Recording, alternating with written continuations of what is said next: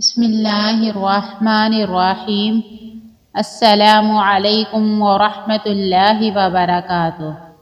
حضرت ابو ہریرہ رضی اللہ عنہ سے مروی ہے کہ رسول اللہ صلی اللہ علیہ وآلہ وسلم نے فرمایا، حضرت موسیٰ علیہ السلام نے اپنے رب سے 6 خوبیوں کے بارے میں سوال کیا، جس کے بارے میں حضرت موسیٰ کا گمان تھا وہ صرف انہی میں ہیں، اور 7ویں خوبی کو حضرت موسیٰ علیہ السلام خود پسند نہیں کرتے تھے۔ حضرت موسیٰ علیہ السلام نے کہا، اے رب، آپ کا کون سا بندہ سب سے زیادہ تقوی والا ہے؟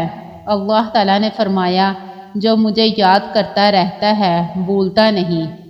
حضرت موسیٰ علیہ السلام، آپ کا کون سا بندہ سب سے زیادہ ہدایت یافتہ ہے؟ اللہ عز و جل نے فرمایا، جو ہدایت کی پیروی کرتا ہے۔ موسیٰ علیہ السلام، آپ کا کون سا بندہ سب سے زیادہ انصاف پسند ہے؟ اللہ عز و جل نے فرمایا، جو لوگوں کے لیے وہی کرتا ہے جو خود اپنے آپ کے لیے کرتا ہے۔ موسیٰ علیہ السلام، آپ کا کون سا بندہ سب سے زیادہ علم والا ہے؟ اللہ عز و جل نے فرمایا، وہ شخص جو علم سے سیر نہیں ہوتا، لوگوں کے علم کو اپنے علم میں جمع کرتا رہتا ہے۔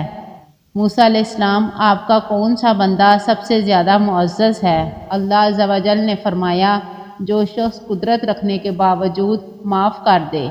موسیٰ علیہ السلام، آپ کا کون سا بندہ سب سے زیادہ غنی ہے؟ اللہ عز و جل نے فرمایا، جو اسے دے دیا جائے اس پر راضی ہو جائے۔ موسیٰ علیہ السلام، آپ کا کون سا بندہ سب سے زیادہ محتاج ہے؟ اللہ عز و جل نے فرمایا، جو شخص مالدار ہونے کے باوجود اسے اپنے لیے کم سمجھتا ہو۔ رسول اللہ صلی اللہ علیہ وآلہ وسلم نے فرمایا، غنی مال سے نہیں ہوتی، غنی اصل میں دل کا کشادہ ہونا ہے۔